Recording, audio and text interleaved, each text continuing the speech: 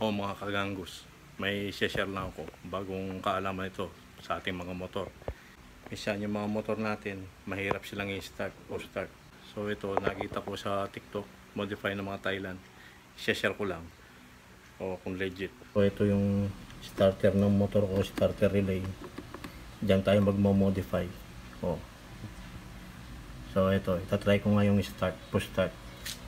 So ayan, ito yung starter relay. Wala pa dyan nakalagay. So start natin. Oh, ayaw tumuloy. Marinig nyo, ayaw tumuloy. Ngayon, palalakasin natin yan para mag-ano siya, one click lang. So paano natin gagawin yon? So ito, kakabitan natin ng kapasitor. So itong kapasitor na to, yung specs nya, yan, 25 volts, 3,300 microfarads. Yan. So ito ilalagay natin dyan sa starter relay para one click na lang yung ating push start. Tinanggal ko na yung starter relay. So ilalagay natin to. Wag lang kayo magkakamali na magkabaligtad yung paglagay nyo. Ito yung side na to ng kapasitor. Ito yung negative side. Tapos itong walang marks, ayan yung positive. Yan o. Yan. Yung may marking, yan yung negative. Tapos yung kabilang side, yun yung positive. So, yan. Yung ating socket ng ating starter relay. Dito natin ilalagay. Ito yung side ng negative. Ito. Dito nyo ilalagay yung negative ng kapasitor. Tapos dito sa kabila, ito. Dito nyo ilalagay yung positive. So, ilalagay ko na. So, ayan. Nilagay ko na yung wire ng kapasitor. Ito yung negative. Yung kulay black. Sa taas yan. Tapos yung positive ayun sa baba. Iipit lang natin dyan.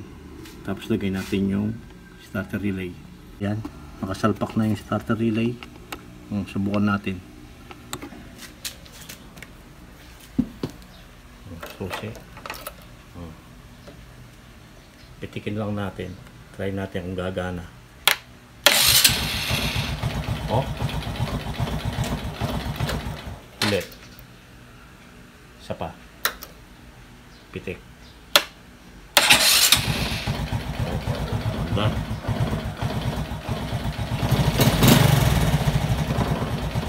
Ulit. Isa pa.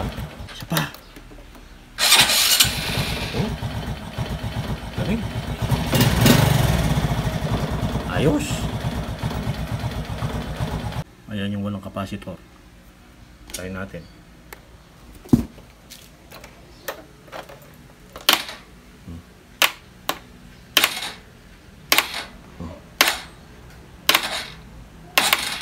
Ayaw tumuloy.